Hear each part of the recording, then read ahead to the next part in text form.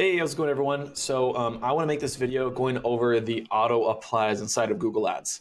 So you'll find a lot of times, and like I said, me as well, where I'll get an account and they'll have auto applies on. A lot of the Google reps try to push auto applies all the time because it's part of their SOPs because of the wording inside of Google Ads.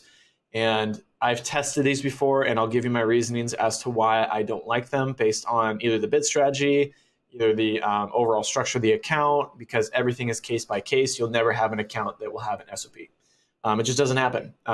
You can't tailor something that is a fit-all situation. In most cases, I would say in all cases almost, it's going to destroy the account. So I'm going to start from the top because these are the only two auto apply recommendations that I like, and I'm on the fence about one of them. So anyways, going down the list, the first one we have is use optimize ad rotation. So I would say I do like this one on because obviously if you have multiple ads running, you can also have the settings on inside of your campaigns themselves. They're on by default, but use optimize ad rotation makes sense. You can't really split test in Google Ads as effectively as, in general, because you're going after new users each time and each user is a unique individual. And so having a perfect split test is not really possible inside of Google Ads. I like optimized ad rotation because it tailors the ad specifically to where they're at in the buying path. So for example, if you have a search campaign and let's say it's a two-touch conversion, let's just say, sometimes, people might see, ad A that have certain signals and convert better versus people that see product or item or whatever it is, ad B, and have different signals and then convert in that fashion. So each user is uniquely more tailored to see which ad fits best based off of their signals. It's a mouthful. So I actually like having this on for that reason. And like I said, you'll see my tone change pretty quickly here as we go further down. But anyway, so ad responsive search ads. I hate this. So what my biggest reason why right away is when you have ads tailored to a specific ad event that you're trying to do, or you're like certain conversion or a certain product or whatever it may be.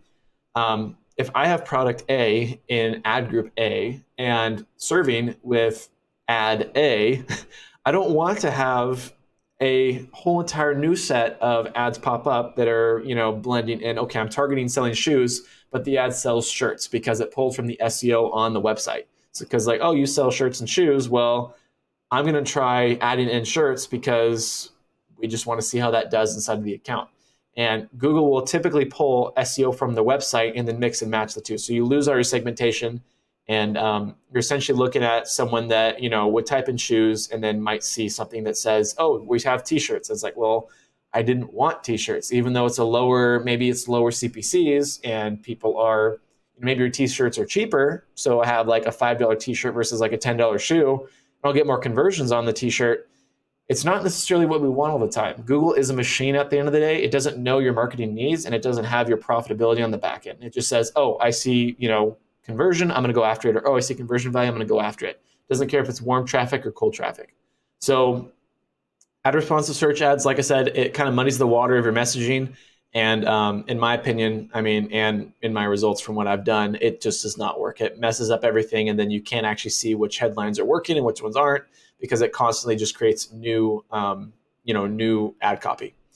So, or new ads themselves. Now, this is the one that I'm on the fence on, improve your responsive search ads. So I would say that this one directly shifts away inside of the ad copy you have already. So it's a lesser version of the ad responsive search ads. I typically don't have this on for the reason that I just mentioned. Some cases you can have it on. It just depends on, like I said, if you're selling two sets of, vastly different products and you're not lumping it together, then probably best idea to not have this on either. You can always, like I said, tailor ads specifically if you have a sale going on, or if you want to push a certain product in winter and you want to show that product more because you're seeing results on Facebook or another medium, then or back-end sales or email. There's so many factors. This just completely negates that ability for you to have control over that, which, like I said, is Google's way of trying to put an SOP to this, when in reality, it's, the whole reason why, there's clients that with vastly different results is because you have vastly different, reasons as to saying, hey, my email marketing does this good. I have product A, my margins are this. So everything is vastly different. So like I said, This is probably the last one that I would debate putting on, depending on what you're looking at. And you can always just manually do this yourself. So why run the risk of having something segmented and then you just miss this and all of a sudden your account just changes right away in terms of the ad copy. So anyways, going down the list further, we have keywords and targeting. Now, expand your reach with Google Search Partners. I also don't like this as an SOP in terms of just having it across your account because, like I said, when you go on Search Partners, you're going on other mediums that are not on Google Ads or on, well, they are Google Ads, but not on the Google Search Network or Google Search, sorry. So Google Search Network is going to be one of those things to where you're going on things like DuckDuckGo, Yahoo, and so the quality of traffic is not as trustable. And so what I'll typically do is with Search Partners is I might have it on a brand campaign because I want to make sure that I'm capturing as much traffic as possible, and I know that the brand traffic is very good. So I don't care if it's on another medium. Now, another case of this could be if you have a lot of conversion data in the account, and so you can snowball and have really good targeting on what a user's intent is based behind what keywords they're typing in, even on other mediums. So what that means is my backend data supports the, prospecting done on the other channels, so it doesn't, cause me to have any issues with that. This kind of goes into the whole idea too of target CPA, and I'll kind of go into the bid strategies as well and how it kind of plays into it. So anyways, I really hate expand your reach with Google Search Partners. I'd rather just do this manually because, like I said, you want to have strategies in the account. Like I said, if you have brand, you might want it. If you have cold traffic, you might not want it inside of a search campaign. Remove redundant keywords. So this is another one. I do not trust what Google deems as redundant keywords. I've seen it remove exact match keywords when a broad match campaign would have picked up that exact match. Now, okay, sure, that is technically a redundant keyword. However, I might want to see the actual testing of that exact match keyword. I want to see if, for example, CPCs are higher. What's the average looking like? Am I seeing search terms that are coming in for that exact keyword on a broad match campaign? I want to have more insights as to what's going on in the account so I can have a better idea of what the algorithm's doing. And so I'm not just, randomly seeing keywords disappear and not knowing why they went away and then all of a sudden seeing a drop in the account and wondering what the heck just happened. It just takes away, like I said, it opens you up to flexibility issues that run you into the situation of, okay, I have to go dig and find why results dropped. I didn't change my strategy. Oh, Google changed this. Crap. Okay, now I need to figure out what it removed, and I have to go in and dig and find what just happened. Yeah, and then I have to undo the change. So it's just volatile changes that you're out of your control, and you don't really see a consistent path in terms of saying, hey, I made this change, this happened. It's more like, hey, I made this change. Okay, the Google made these 5 other changes. I have to go figure out what they are, and then this is what happened. And then it can completely muddy the water on a test that you're doing, essentially saying, hey, we launched YouTube, saw sales go up, but we also saw that brand traffic went up as well. Why did that happen? It's like, oh, well, we, added broad match keyword brand to a search campaign that, was showing really good ROAS results. And it's like, well, it's brand. So anyways, kind of going down to that, non-serving keywords. This one's kind of on the fence. I don't really see a point in having this either. The reason for that is because sometimes the demand will fluctuate. So if there's a keyword that's being typed in for summer sales or whatever, and then it's not typed in as much during winter sales, I don't want that keyword gone. I still want it in the account, even though it won't serve. So I have the availability to see if an ad comes through and hits that keyword. So like I said, this one's more of just a visual cleanup. And to be honest, I don't like giving Google control over my visualization of the account. Because like I said, you can run into situations where you're like, where'd that keyword go? You have to go find it, and things will slowly change over a period of time, and you'll be unable to track it. And that is the biggest issue on top of that. Now, conflicting negative keywords, this can be a slippery slope as well. I am strongly against this, and the reason for that is because when Google will remove a conflicting negative keyword, meaning that if there's a keyword that's exact match and then there's a phrase match keyword that's the exact same thing, it will remove one of those keywords.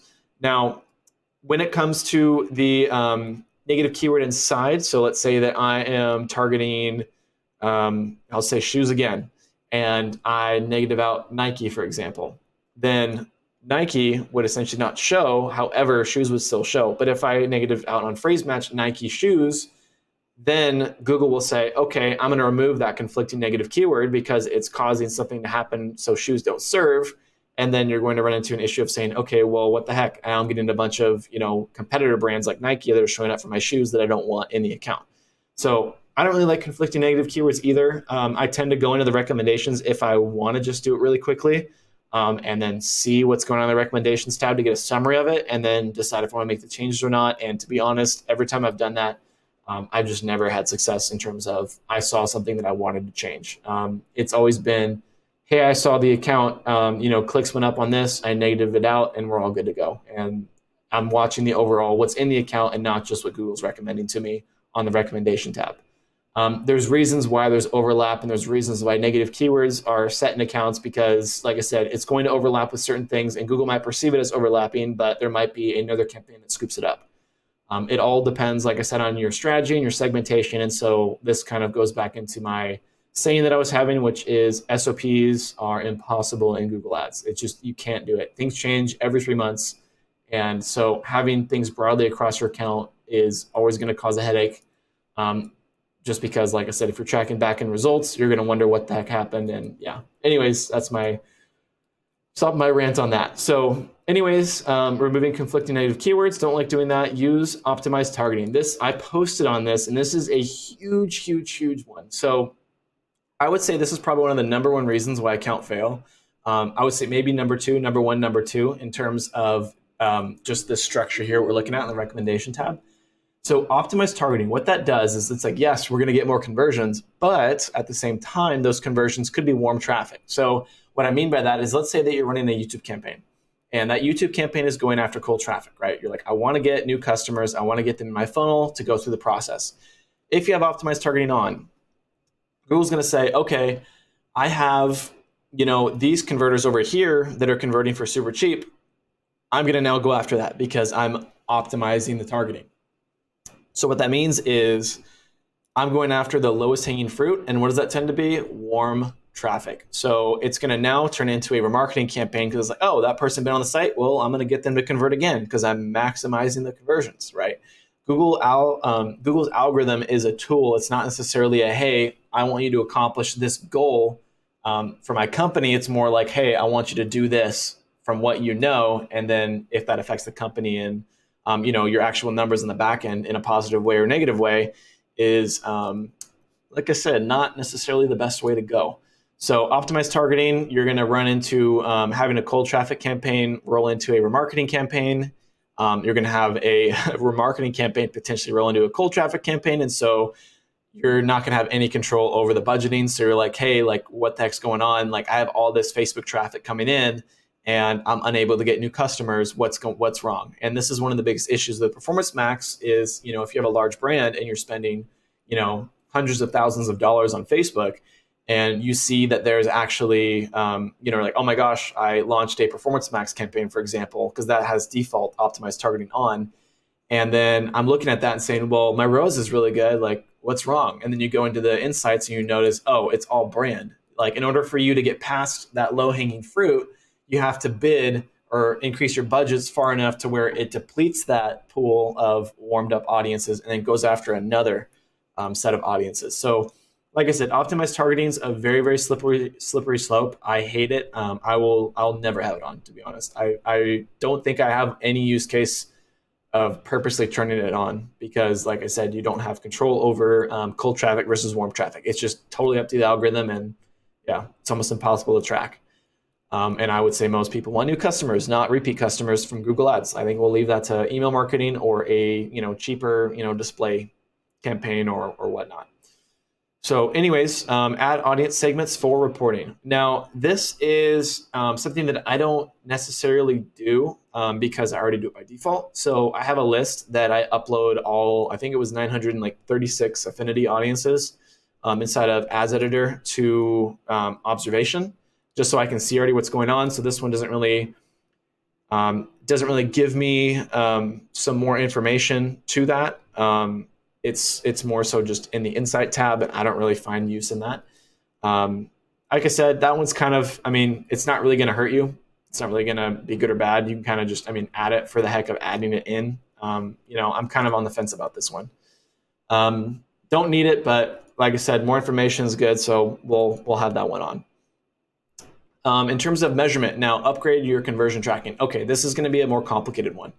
So give credit for conversions across multiple ad interactions with data-driven attribution model. Now, this is a very complicated one. So I, in some cases, do not like data-driven models. Now, this is not common, but for example, let's say that you have a Performance Max campaign and you're shifting over to another campaign type because the Performance Max campaign went into warm traffic. It used optimized targeting and just got you warm traffic, so you didn't make any more sales. You just captured people that were already coming back regardless and paid for that user even more when you didn't have to. Data-driven is going to still apply the conversion actions to the previous campaign you paused. So if I pause Performance Max and then I start a search campaign, if any touch points happened to the person, meaning that they saw the Performance Max campaign and then they shifted over to the new campaign, the new campaign is not going to get any credit. It's going to go to Performance Max because Google's prioritizing Performance Max in terms of how it splits out data-driven, and just the nature of attribution in general, because there's more touch points in Performance Max, so it knows, okay, that person came from there. So what I typically like to do in that instance is go off of first click. So what that means is that I say, okay, where is the cold traffic coming from? If there's a new campaign in the overall account, then I'll say, okay, first click, I want to start tracking people that immediately went from this specific campaign and then converted. So I don't lean back on the data being attributed to past campaigns, and we're not able to snowball in the right direction with the cold traffic control that we have with the new medium that we're using or the new campaign that we're using. So I don't really like this. I do use data-driven in a lot of accounts, but I don't, or pretty much in all the accounts, but I don't like having this on because, like I said, whenever you're doing a transition and you want to pivot, meaning you want to, switch, whatever I said. You want to switch the attribution model from data-driven to first click. So you can have, like I said, a lot quicker pacing on the algorithm. So add new keywords, also a big no-no. I think we can kind of understand why we don't want this on. We want to have control over what we're seeing, and we don't want to have Google randomly pull a SEO keyword that someone blog writ randomly on the site because maybe it's irrelevant, and then it turns it into sort of a DSA campaign, which can be good, but we want a segment. We don't want to have a DSA campaign mixed with a search campaign. It just adds, like I said, too much volatility to it, and we don't have control over it. And so it becomes, hey, we're trying to fix these issues versus actually improve the account and figure out why things happened. As for add broad match keywords, same sort of story. You add one broad match keyword and it could be picking up everything under the sun. It could be something like, let's say you have a plumber and you've got all these phrase match keywords, and then all of a sudden you see a broad match plumber, and then it goes into all these other different types of competitors, other types of services that somewhat have to do with plumbing, and it just does not. It can cause an entire headache and take all your ad spend away until you notice that auto apply recommendation even happened. And then by then it could be, depending on how much you're spending a day, you can miss a day, 2 days before you can find that and actually see what's going on in the account before you really get a red flag on it. And one day it could be hundreds of dollars, if not thousands of dollars, if not tens of thousands of dollars lost, depending on how you're set up. So all this stuff kind of has a similar theme. It's trying to put SOPs to it. And I do not like broad match. This is one that I will never have on. Use display expansion. I've gotten so many accounts from large agencies as well that have display expansion on. I think it's the worst thing ever in terms of search. What it does is essentially it will say, okay, you have a search campaign you want to show on the search network, but we have this other thing over here that is called the display network that we want to try to push and have users spend on that medium to get to maximize our inventory. Google saying maximize our inventory. I hate display expansion because it has lower quality traffic, and like I said, if you're maxed out on the overall spend, meaning that if you're on a TROAS bidding, TCPA bidding, or you're just maxed out on the search network, then it's going to immediately start to spend all that extra money into display. And if you're on a really high TCPA and you're not even able to prospect on search, then you're going to run into an issue where you're only serving on the display network because it's the lowest CPCs. And what does Google say when I set it to TCPA? It's like, well, I want to go the path of least resistance to try to meet my goals. And the best chance of me doing that is to have the most amount of clicks. And the most amount of clicks are going to come from display. And we know that quality of traffic on display is not the best. So I never, ever, never have display expansion on, ever. I don't think I've ever, never, ever have I ever had it on. Okay, so going down to bidding. Bid more effectively with target impression share. Now, all of these have a similar theme to them, right? It's trying to get you to pick a goal and then tailor the entire account towards that goal. Meaning, I want my ad to show this much. I want, maximize clicks because I want to get as much traffic as possible. I want maximize conversions because I want to be as aggressive as possible towards new users, which I like that one. Conversion value, same sort of thing. And so all of these have a very similar theme. And I'll leave the bottom one for last, but essentially the whole idea of bidding is you have hierarchies in the account, right? So I don't want my whole account to be tailored towards like maximize clicks or target impression share. Because like, for example, you might want to have maximize clicks on a search campaign, and then you want to have a TROAS campaign on the other search campaign because maximize clicks farms out the audience, and then the TROAS campaign then captures that audience, whatever it may be. I know it's not the best example, but the idea still stands. You can do that with PMAX as well. You can have a PMAX campaign that's, since it's a kleptomaniac, like, John Moran says at Solutions 8, and it wants to take everything, you can kind of get around that by saying, okay, let's set a really high TROAS on Performance Max, and then let's put another campaign on maximize clicks, for example. And so that campaign can now prospect and support Performance Max on finding a new audience for it to remarket. So all of these will blend together. You can't blanket. I mean, it depends on the account. I would never turn these on because it limits you. I'd rather just go in there and select it, which, like I said, is just in settings, and you can control it that way. So it's a lot easier to see, okay, the hierarchy is, my top of funnel is this campaign, my bottom of funnel campaign is this. Like I might want my brand campaign to be on, target impression share or manual CPC, and I don't want it to be on, maximize conversions because I just want to make sure I show up instead of my competitors because I want that brand awareness. It's going to vary. And then you'll have a search campaign that's like, well, I want this on max conversions. I don't want this on target impression share, because the whole point of conversion-based bidding is so I can both find the user with the keyword and not just the keyword. You're looking at it from two angles, not just one. Anyone that is prospecting on just manual CPC, in my opinion, is not leveraging the majority of what Google Ads can do, which is, like I said, those back-end conversion-based signals that you can leverage.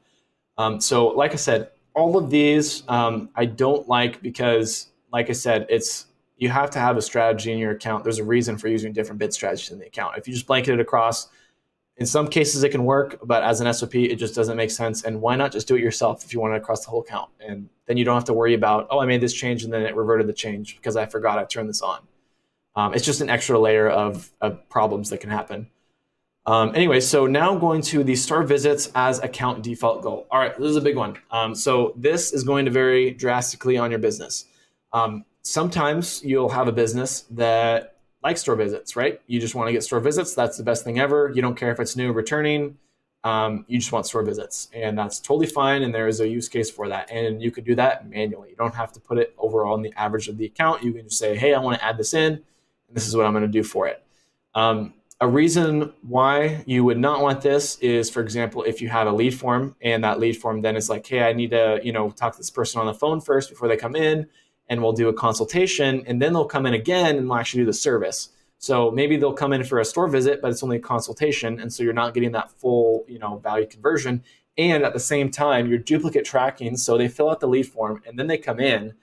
Google says, okay, I got 2 leads, but the reality is that's only 1 person. So I don't like duplicating leads either. It's already a big problem with calls paired with lead forms, unless you import both of the Gclids in there.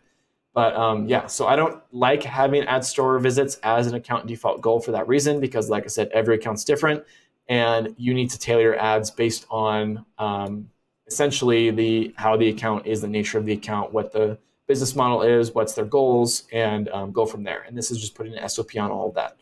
I just see a lot of issues like this pop up a lot in new accounts that I get, and even at Solutions 8, the company that I am contracted at too, where we see, certain practices that we're like, okay, for sure we're going to fix that. For sure we're going to fix that. Immediately we'll see like 30% improvement on accounts. Just with those changes, like week 1, like it's crazy how unknown a lot of this is. So like I said, as a business owner, just be careful about it. I know that reps, I'm not trying to make this like a hit piece on, Google ad reps, because they don't know. They're told this by Google and taught all this kind of stuff on the merit of what Google's saying, because it's like, well, optimized targeting is getting you more conversions. Why are you angry? But it's like, well, there's, cold traffic and warm traffic kind of thing on the whole back end. So like I said, every account's very different. And so having an SOP is impossible to do. And Google's trying to put it in an SOP range, and it's just not, it's impossible. You just can't do it. No businesses are the exact same. So anyways, I know this was kind of a longer video, but yeah, I just wanted to summarize this as my sort of guide as to why I don't want to do this. And I'm sure that I'll probably have more reasons as to why the more that, I go through accounts, but just off the cuff, this is, the reasons why I don't do it. So anyways, thanks, and leave a like if you guys found any value from this, or if you guys disagree. I'd love to hear, some reasons as to why you might disagree with some of this stuff, and yeah, kind of go from there. Thanks, guys.